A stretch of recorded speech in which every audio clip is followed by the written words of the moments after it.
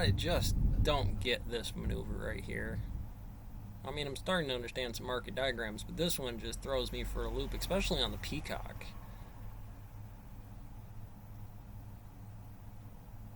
Let's look at Comcast real quick.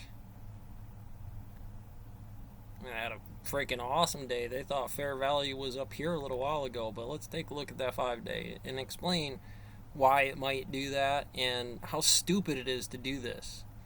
I mean, it's honestly one of the stupidest things I've ever seen when it comes to it, seeing that, I mean, night market and stuff like that pissed off, but we're at a way low. I mean, people thought it was awesome here. That's a beautiful little run. We're talking about the full magnitude one way or the other inside of that day. It's like I don't understand why somebody way back here 5 days ago, maybe Monday last week or something, would, because there was obviously a lot of investors who did real good right here. Okay, half that distance is where that's supposed to be over the 5 days. Sure, okay, fine. And while I'm up here, I earned a lot of points. A lot of people sold out, but from down here, whoever the biggest investors are, they need to start betting back in. Not here, but here. If somebody said the fair value of the product was here, they looked at it and said, well, that's not right. Let's ratchet it down 1 day's worth of the natural kind of capitulation or compression of this thing at here. Again, yeah, there's people sleeping right now around the world, but this is 9:50 every single morning, which is an American time zone. Now you go looking through the rest of the stocks by an average, right? And it's like maybe they are a Japanese company, right? So it's Tokyo time, and that really spikes for them. There's your Sony or whatever it is. Even I think Hasbro sometimes does it too. Not based on the S&P, the Nasdaq, or the Dow, but just time zones.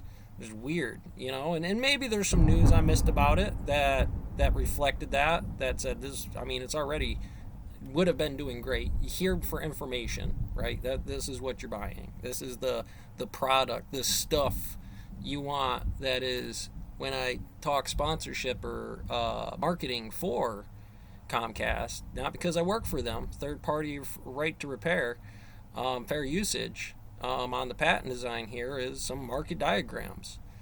And it says, from that spot or anywhere's in there where you had enough power, somewhere's in here to have enough shares to do this. Okay, fair. She didn't like it. She didn't take. I let the cow do my work for me. I sold one share of that 40 times multiple. And that led to this. Well, the market found its fair value.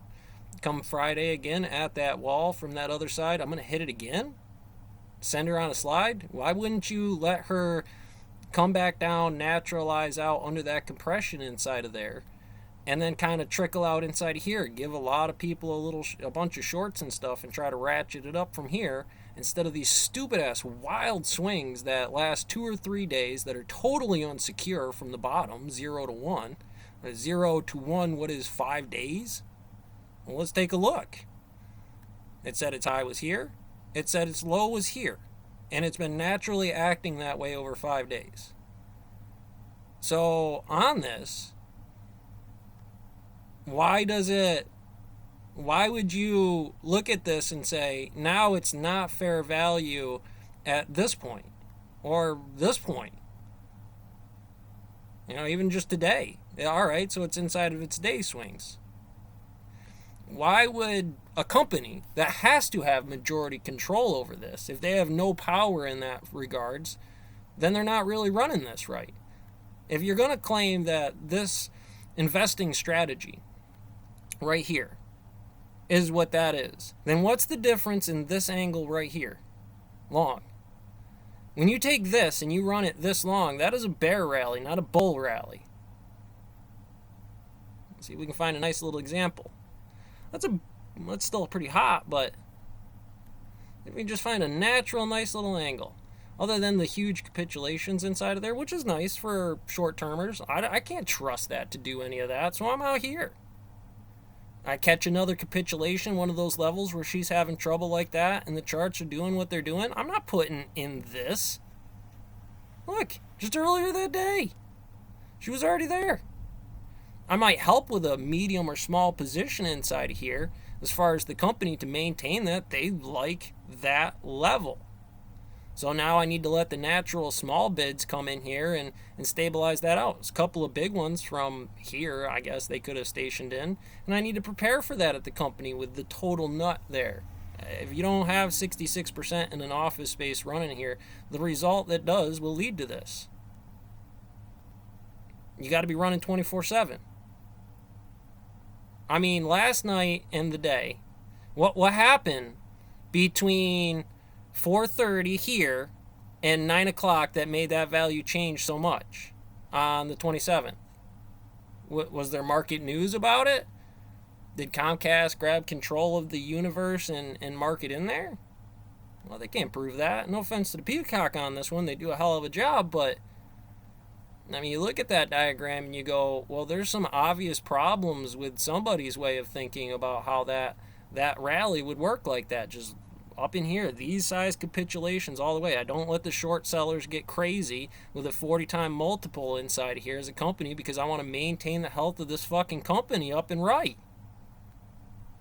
And then you can make shares. I got a 401k in it. I'm going to be in here every day working instead of these massive swings on a 5-day jump because lazy assholes with too much money and weights and plates don't know what the fuck it is they're doing.